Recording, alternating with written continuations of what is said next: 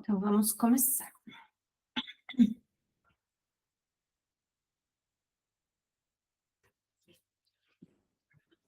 Então, eu estou aqui de novo, para quem...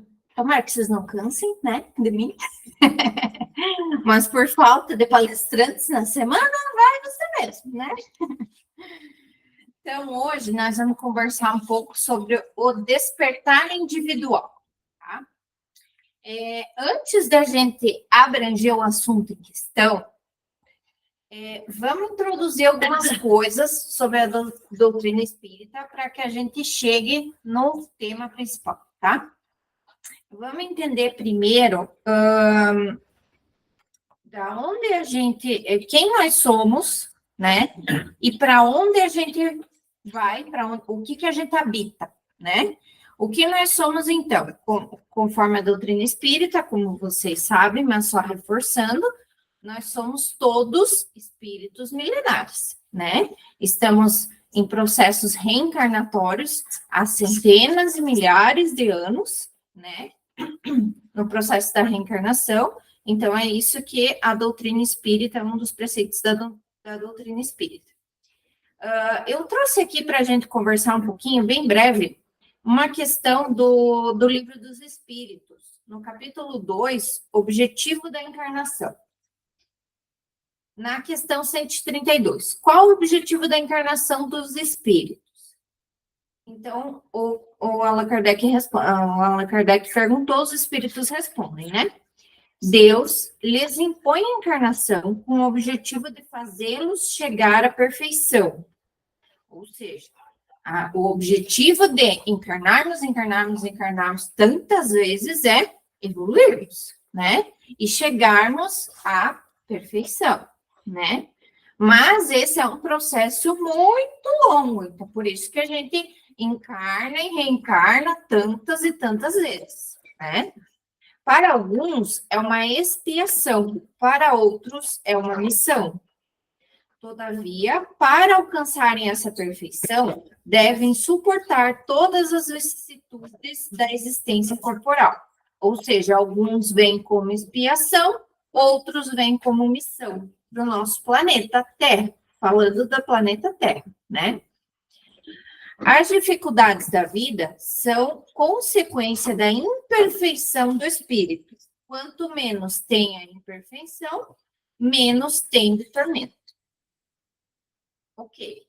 Então, a gente entendeu a questão que somos espíritos, estamos em processo de aperfeiçoamento e evolução constante. Agora, a gente entra na questão de onde a gente habita. Eu trouxe aqui um trechinho do Livro do Céu e Inferno, esses dois livros só para destacar, e relembrando, são das obras básicas, né, da doutrina espírita, da codificação da Allan Kardec. Então, tanto o Livro dos Espíritos quanto o Céu e o Inferno fazem parte das obras básicas. No capítulo 3, intitulado O Céu, ele fala o seguinte: embora os espíritos estejam por toda parte, os mundos são sedes onde eles se reúnem. Ou seja, os espíritos estão no espaço aonde eles quiserem, mentalmente, principalmente, encarnados e desencarnados, né? Então, embora estejam por toda parte, os mundos são sedes onde eles se reúnem. Então, os mundos é onde um aglomerado de espírito está reunido. De preferência, em razão da analogia que existe entre eles e aqueles que os habitam. Ou seja, eles se agrupam por semelhanças, né? Então, a analogia que ele fala é isso, a questão da semelhança, né? Então, se nós estamos aqui no planeta Terra, todos encarnados aqui, é porque a gente tem características dentro do nosso grupo, não somos idênticos, mas temos características, né? Alguns um pouquinho mais evoluídos, alguns um pouquinho menos, mas comparado com outros mundos, tem bastante diferença. Ao redor dos mundos avançados, fluem os espíritos superiores, né? Então, quanto mais avançado o mundo, mais superior são os espíritos que habitam. Ao redor dos mundos atrasados, pululam os espíritos inferiores. A Terra é ainda um desses últimos. Ou seja, a Terra ainda ainda é um mundo atrasado, vamos dizer assim, né? Cada globo tem a sua população própria de espíritos encarnados e desencarnados, que se alimentam com maior parte da encarnação e desencarnação dos mesmos espíritos. Então, o que esse último trecho quer dizer? Vamos pensar um pouquinho. Cada globo tem a sua população própria, encarnada e desencarnada, que se alimenta, em maior parte, pelos encarnados e desencarnados dos mesmos espíritos. Ou seja, eles ficam ali num processo de evolução muito lento, porque são os mesmos espíritos que estão ali, não conseguem nem vir outros. De tanto que é lento o processo evolutivo. Tá? Então, beleza. Eu trouxe aqui um trechinho do livro Transição Planetária, do Divaldo Franco, psicografado pelo espírito de Manuel de Miranda. Só para a gente ir adentrando no nosso assunto. Então, vive-se na Terra um momento de grande transição de mundo, de provas e expiações para o mundo de regeneração, né? Ou seja, ali, quando a gente falou ali, né, que alguns espíritos estão encarnados como expiação, outros como missão, aqui ele diz, é um momento de grande transição do mundo de provas e expiações para o mundo de regeneração. As alterações que se observam são de natureza moral, convidando o ser humano à mudança de comportamento para melhor, alterando hábitos viciosos, a fim de que se instalem os paradigmas da justiça, do dever, da ordem e do amor. Né? Então, vamos entender um pouquinho isso aqui. Aqui, bem breve, eu não vou adentrar nessa questão aqui da transição planetária, porque a gente quer chegar lá na parte individual, como é que a gente faz para ajudar nessa transição planetária. Até quem quiser se aprofundar, tem uma palestra muito boa sobre a transição planetária que o Paulinho fez na nossa casa, está gravado no nosso canal do YouTube, tá? Então, é bem interessante, para quem quiser ver mais sobre isso aqui que a gente vai conversar agora. Então, assim, o planeta Terra está nessa fase aqui, amarelinha, tá? Então, ele não está lá tão atrasado, ele já foi um mundo primitivo, né? Onde os instintos e a força bruta prevaleciam. E agora nós estamos nesse mundo de provas e expiações, onde muitas almas ainda sofrem, principalmente com o ódio, mas o amor começa a nascer em muitos, né? E assim como a gente evolui, o planeta também evolui, né? Também passa por esse processo evolutivo. Então, qual que é a próxima evolução dele? Mundo de regeneração, né? Que é o que falou no texto anterior. Aonde o amor começa a se sobrepor à dor e a noção de irmandade é muito presente. Os karmas quase não existem. Ou seja, o que a gente entende aqui? Não vai ser ainda um mundo perfeito, né? Muito pelo contrário, mas muito melhor do que é. Sem tanto sofrimento, sem tanto ódio, sem tanta raiva, né? E mais a noção da compaixão com o próximo, do amor, da caridade, né? E aonde ele fala os karmas não existem, ou seja, as expiações mesmo, né? Que você ficou em débitos e você tem que resolver, que é o que acontece muito no nosso mundo de hoje. No de regeneração, não vai mais ser preciso, né? Depois da regeneração, vai vir os mundos angélicos ou felizes, onde aprenderam a viver o amor que o Cristo ensinou e interagem com as outras civilizações. São verdadeiramente felizes. Então, aqui já é bem mais avançado, né? E, por último, mundos puros ou divinos. Seus viventes são seres de pura luz, e o vocabulário terreno é incapaz de descrever e compreender tal forma de viver. Então, é tão avançado que a gente não tem nem a compreensão disso tudo, né? Então, o que a gente, como o trecho ali do livro falou, o que a gente está passando hoje é o processo da transição. Por quê? Porque a gente está hoje em provas e expiações, a gente está indo, está no processo de ir na transição, né, para a regeneração, né?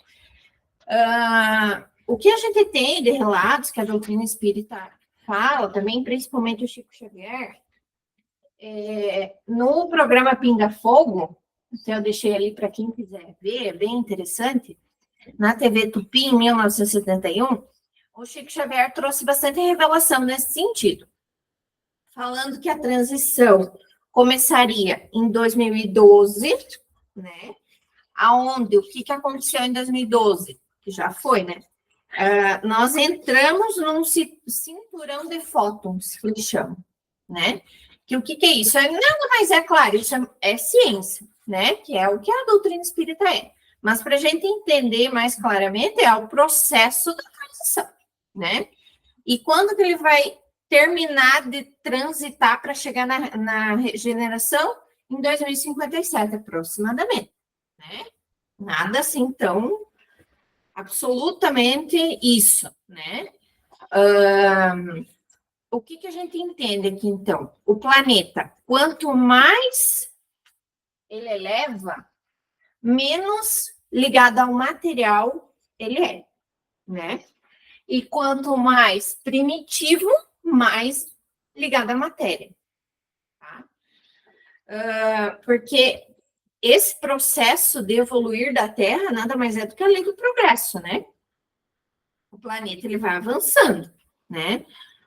Só que assim, o que é que se desenvolve? A gente fala o planeta, mas o que se desenvolve são as pessoas que estão nele, né? Então, os seres que habitam o planeta são a aura dele, né? Então, como que o planeta vai se desenvolver? Com as pessoas se desenvolvendo, com as pessoas evoluindo. Ah, mas e quem não evoluir? Vai passar para outro planeta? Não vai mais se encaixar nesse, né? Porque existem outros níveis de planeta compatível à evolução dele, né?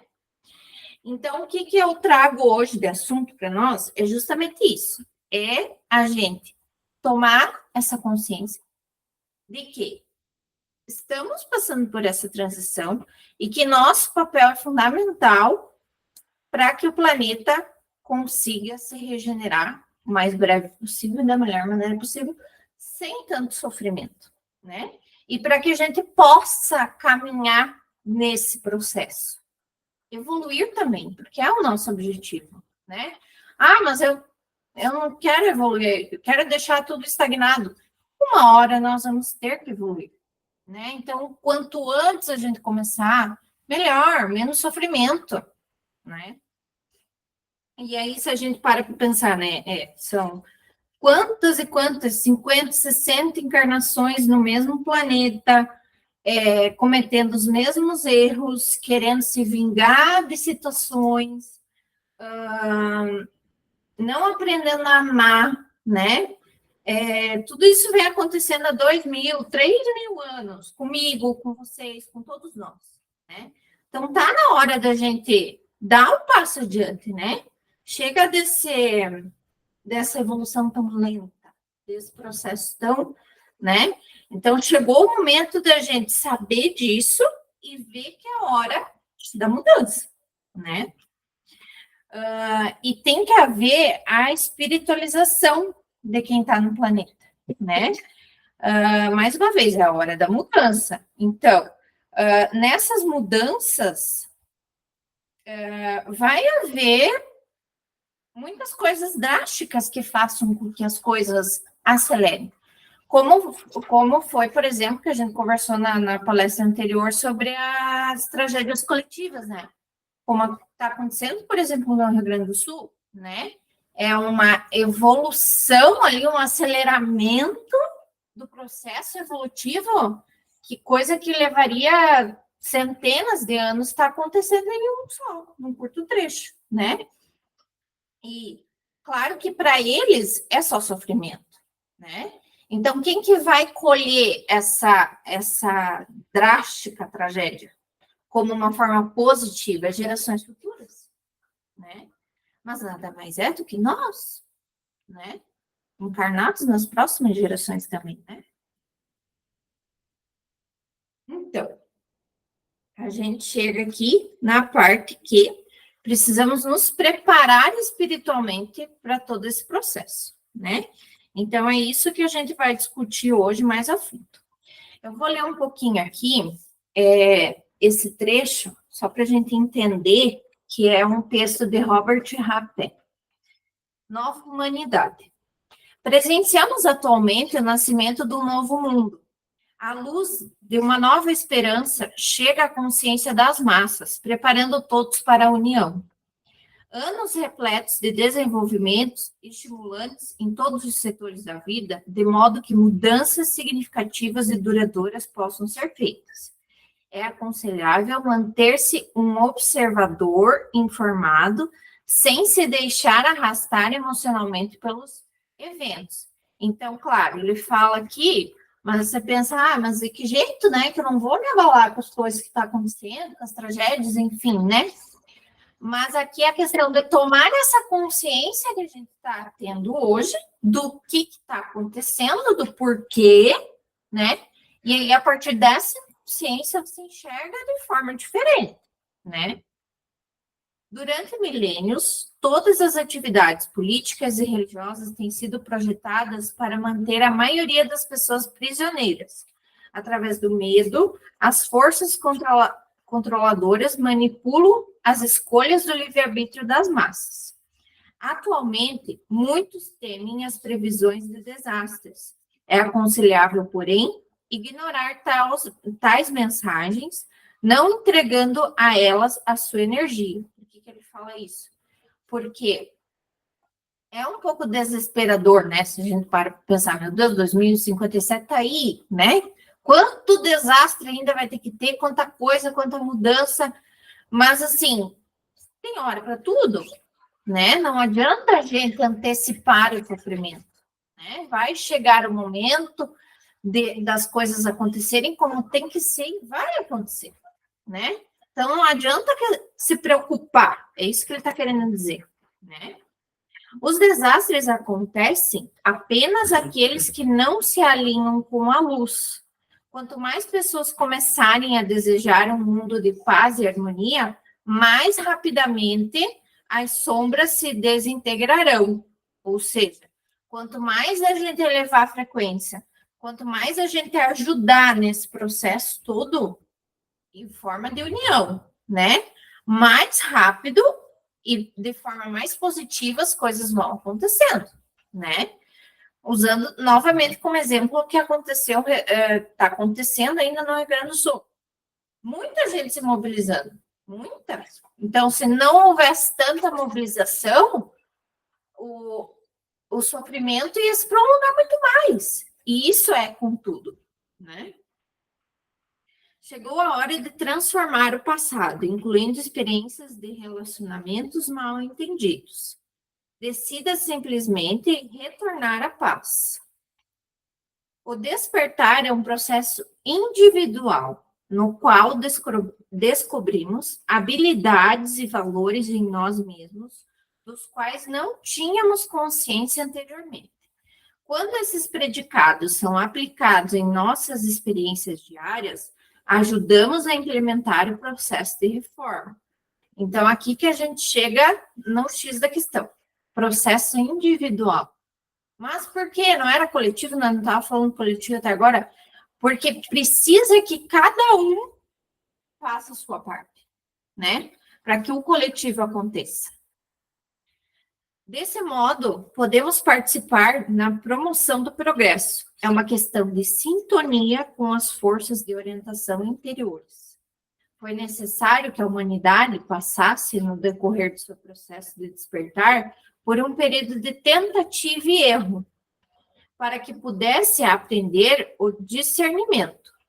Quando a mente estiver treinada a abrir a voz do coração, as experiências serão bem mais criativas, espontâneas, cooperativas e emocionalmente recompensadoras. O número de pessoas que começaram a despertar cresce diariamente e intenções cooperativas amorosas mostram uma atitude diferente para com a vida. Simultaneamente, porém, um trabalho de sabotagem é conduzido inteligentemente para sufocar esses serviços amorosos dirigidos aos outros. O que é isso? Nada mais é do que a gente estuda na doutrina espírita do que o processo obsessivo, de obsessores, né? Porque assim como o planeta está tentando se regenerar, existem espíritos que estão à nossa frente, em planetas mais desenvolvidos, nos ajudando, emanando energia, emanando luz, emanando força. Existem os que estão lá embaixo, que estão querendo puxar a gente para baixo, né? Então, existem essas duas forças, né? E vai da gente se conectar com a força certa, né? Não é fácil exercer o livre-arbítrio, pois é pesadamente bloqueado e manipulado pelos que querem a todo custo impedir que as nações desse mundo cheguem à paz e se unam umas com as outras, né? Então, essa força existe sim, por isso que a gente tem que estar consciente que ela vai existir, que ela vai puxar para baixo. Isso é na nossa vida também, né? A gente vai fazer alguma coisa que você... estou me enrolando aqui para fazer tal coisa. Você planeja, vai fazer, mas... será? Deixa para amanhã. Se você não tem aquela força de ir, a outra te puxa, né? E imagine isso numa escala planetária, né? Conscientes da dádiva inestimável do livre-arbítrio, somos motivados a buscar um ponto de vista alternativo, mais holístico em relação à vida, onde aprendemos a ciência da interação construtiva, consequentemente entendemos melhor a consciência. Cada um de nós é convidado a participar e fazer um esforço consciente para construir o mundo que deseja. A indiferença constitui uma negação do livre-arbítrio. Quando sabemos que somos nós a criar nossa realidade com as nossas intenções e pensamentos, logo procuramos limpar aqueles pensamentos que não são saudáveis, já que eles podem, de fato, criar uma situação incômoda para nós. Quando finalmente avançarmos para uma consciência superior, o mundo será definitivamente baseado no reconhecimento. Então, tá. Então, aqui a gente chega num ponto que mais para a gente trocar uma ideia de quais são essas formas que a gente pode, então, ajudar nesse processo evolutivo, né? Lembrando que é do individual para refletir no coletivo, né? Então, primeira coisa é essa questão do olhar para dentro, para a nossa essência, né? Quando a gente fala essência, é até difícil a gente ter essa compreensão do que é verdadeiramente, né? Porque a gente é muito ligado à matéria, a tudo que é material, ao corpo físico, a tudo que é visível, né? E quando a gente fala em essência, é algo muito estado zero, vamos chamar assim, né? Quando a gente está em oração, a gente se conecta com a essência. Quando a gente está observando a natureza, se conectando com a natureza, a gente está na essência, né? Então, não é estar com a mente super cheia de informação. Não, é estar com a mente limpa, para você estar na tua essência, né? E quando a gente está nesse estado, a gente recebe a intuição, né? Que a intuição vem o tempo todo, na verdade.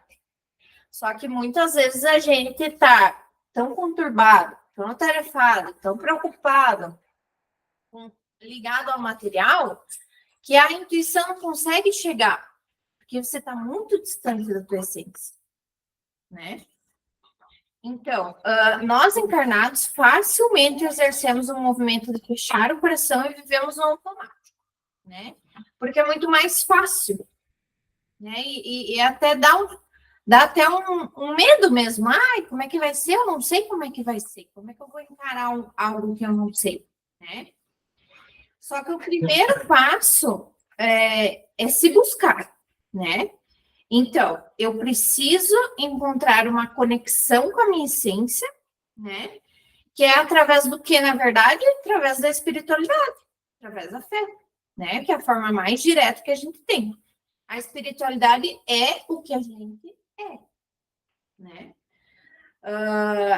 Tem uma energia muito forte chegando, né? Justamente para tentar tocar os corações mais enrijecidos.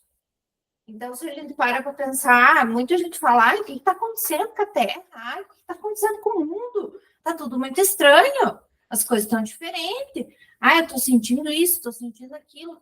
Pode ver que há um coletivo falando sobre isso, né? Então, nada mais é do que esse processo de transição.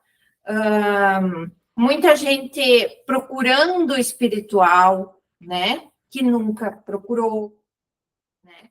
Não precisa exatamente ser uma religião.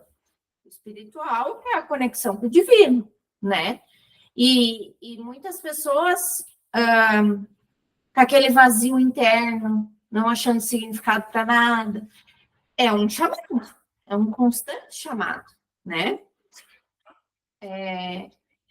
E a gente tem que pensar que estar encarnado é um presente. Por isso é tão importante a gente ocupar o nosso lugar, né? Isso só acontece quando você aceita embarcar nessa jornada, que a gente chama. Você está escolhendo o que fazer da sua vida ou a vida está te levando e você só está indo? Porque muitas vezes é isso, assim, a gente está sobrevivendo e não vivendo. Sobreviver é diferente de viver, né? E não há necessidade mais, se uma vez existia, hoje não há mais necessidade de a gente viver nesse automatismo. A gente pode e deve viver de verdade, com aquela conexão, com aquele amor, com aquela fé, com aquela coragem, né? O que até eu vi essa pergunta, achei bem interessante. O que faz a tua alma vibrar, né? Então, o que eu sinto faz sentido, né? O que a gente vê muito também é a questão de transição de carreira, né? Está acontecendo muito. Eu sou um exemplo disso, eu passei por isso. Eu tinha uma carreira onde eu não era feliz, que eu vivia no automatismo, que era um sofrimento, que era uma tortura, era uma coisa que ia me arrastando, e de repente, tipo, eu me toquei que eu não precisava mais daquilo. Era só fazer o que eu queria, simples assim, né? Claro que a gente não pode ser assim tão friamente, porque você precisa sobreviver, você precisa de dinheiro, né? Então, nem sempre a gente vai conseguir se conectar a algo que, nossa, eu amo demais, né? Para se manter no mundo material. Porém, Jesus disse a seguinte frase: todos temos um trabalho muito maior do que nosso ofício. Então, o que ele quis dizer com isso? Que tipo de trabalho? Aqui, por exemplo, né? Quando eu me mudei para Catanuvas, eu sentia, assim, um vazio, uma coisa, isso há uns 7 anos atrás. Tipo, parecia que eu tinha que fazer alguma coisa. Aí eu descobri a Casa Espírita aqui, eu descobri a ONG dos animais. Então, esse é o sentido, só para exemplificar para vocês, do trabalho muito maior do que o nosso ofício. Eu não ganho por isso. Mas é o que me sustenta, espiritualmente falando. E a gente precisa desse sustento, né? E cada um tem que encontrar o seu sustento. E esse sustento que a gente está falando vai fazer com que a evolução ande muito mais rápido. Muito mais rápido. Do que a gente ficar só naquele trabalho chato, indo para casa e vivendo no automatismo. E, meu Deus, mais um dia. E, que saco, não aguento mais. E, o dia não passa, eu quero que chegue sexta-feira. Não tem que ser assim. Não precisa ser assim. Até eu trouxe um trechinho aqui não sei se todos viram, mas do filme The Chosen, da série The Chosen, que é sobre Jesus e os discípulos, né? Onde ele fala isso, é bem curtinho, só pra gente.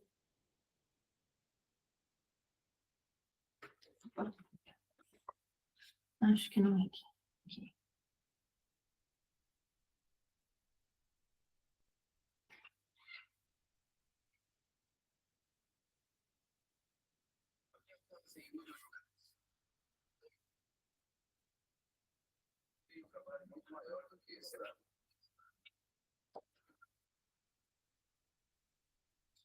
Na minha casa, em muitos lugares. Por quê?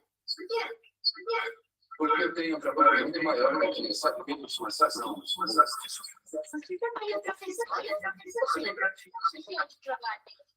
Todos têm um trabalho muito maior do que o seu. Vocês são mais do que só alunos. E para aceitar a palavra de Deus e compartilhar em casa, para participar sobre. E o mais importante da lei de Moisés, amar a quem? O Senhor, teu Deus, de todo o teu coração. Muito bem, Josué, corajoso. Então, eu vou fazer o meu trabalho em muitos lugares.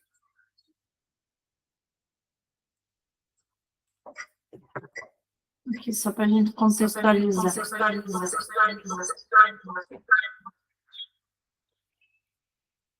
Deu uma reverberação por causa do som, mas tranquilo, deu para entender.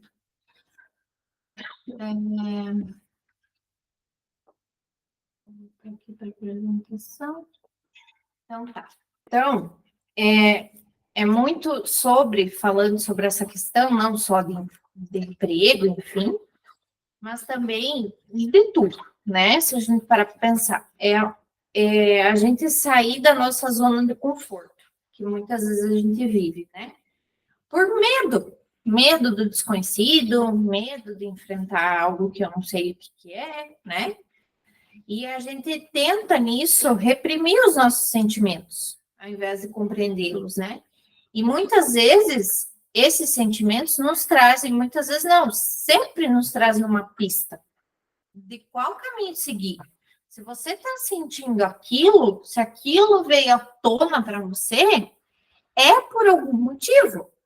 Faz parte do teu processo evolutivo, né? Mas o que a gente faz muitas vezes?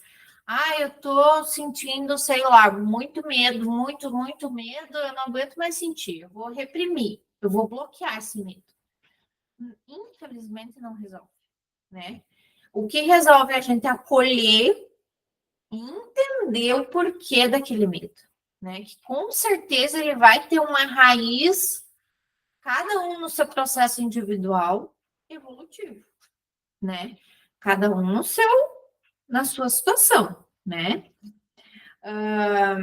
E o medo, ele não é da alma, né? O medo é do nosso ego. Até aqui no Livro dos Espíritos, na questão 785, eles perguntam: qual é o maior obstáculo ao progresso? Ou seja, ao avanço, à evolução? O orgulho e o egoísmo. Ou seja, o ego, né? Então, é isso que mais bloqueia o processo evolutivo, o orgulho e o egoísmo. É a gente se fechar na gente mesmo, né? Só que o que a gente tem que lembrar é que nós somos agentes de cura. Nós somos, sim, capazes e temos a oportunidade de se curar nessa existência, né?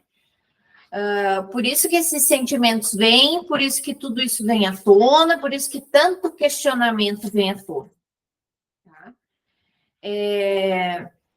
E o mais importante é assim, ninguém pode fazer por ninguém, né? Muitas vezes a gente tenta assumir um problema que é para ajudar de um filho, de um pai, de uma mãe, mas infelizmente só ele vai poder passar pelo processo evolutivo dele, né? E isso nada mais é que é o propósito, da pessoa estar encarnada nesse plano, né? O propósito não é o lugar que eu tenho que chegar, ele está no presente, né? Então a gente sempre pensa assim, mas quando eu chegar lá, mas quando for, mas quando a gente não sabe se esse quando vai chegar, né? Então é aqui, é agora, é o presente. E assim, muitas vezes vem uns questionamentos para nós, né, de certas coisas que acontecem em nossa vida, e a gente fica naquele processo, mas por quê? Mas por quê? Mas por quê? E a sugestão que fica é que a gente troque do porquê para quê, né? Porque muda completamente a percepção. Para que eu estou passando por isso? Aí você começa a enxergar com outros olhos, né?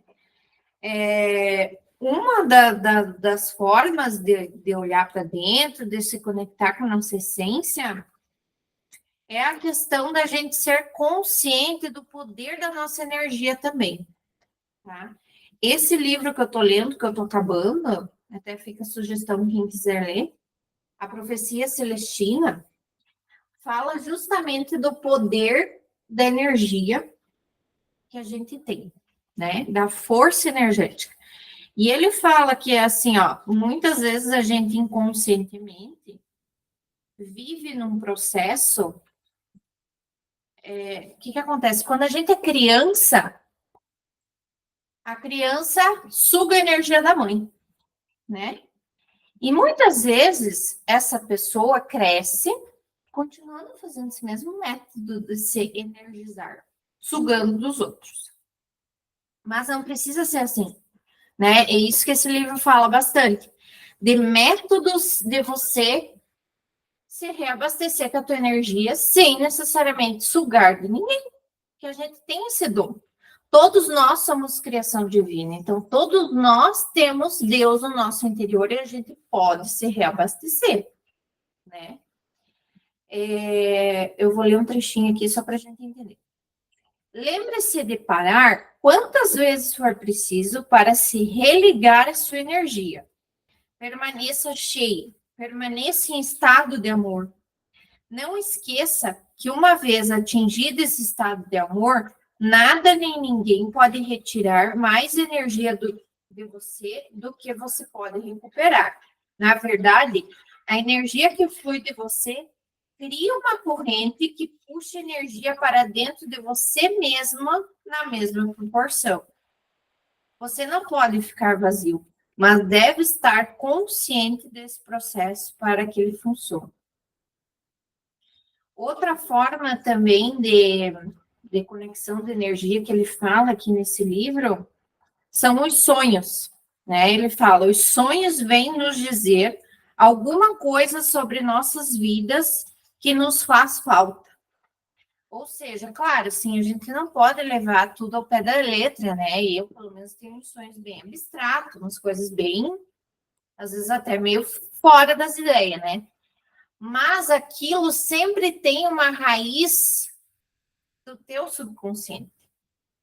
De algum sentimento, de alguma coisa que ficou, que tá te chamando para você prestar atenção. É uma forma de intuição, só que através do sonho, né? É a espiritualidade te dizendo alguma coisinha ali, que pode te auxiliar, né?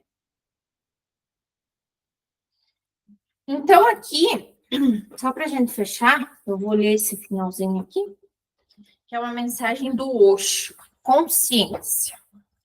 Se algo tem que ser feito para o futuro, agora é a hora. Ou senão, a maior evolução da consciência no universo vai desaparecer. E essa não é apenas uma perda da Terra, mas um universo inteiro. Num 1.000.000 de anos, fomos capazes de criar alguma possibilidade para a consciência. Mas agora não temos tempo para esperar a natureza se desenvolver vagarosamente. Ela tem a eternidade, mas nós não. Se vamos resolver o futuro e dissolver os problemas, temos que olhar para as raízes no passado. É nosso passado inteiro, em todas as dimensões, que trouxe essa perigosa situação. E ninguém fala sobre isso, porque nenhuma geração passada se preocupou sobre o futuro. O homem sempre viveu do jeito que queria e forçou cada nova geração a viver da mesma maneira. Isso não é mais possível. Temos que dar o salto quântico e ensinar a nova geração a não viver da mesma maneira que vivemos. Só então o futuro pode ser mudado.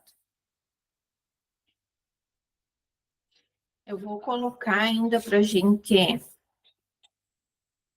encerrar. Eu vou parar a gravação aqui.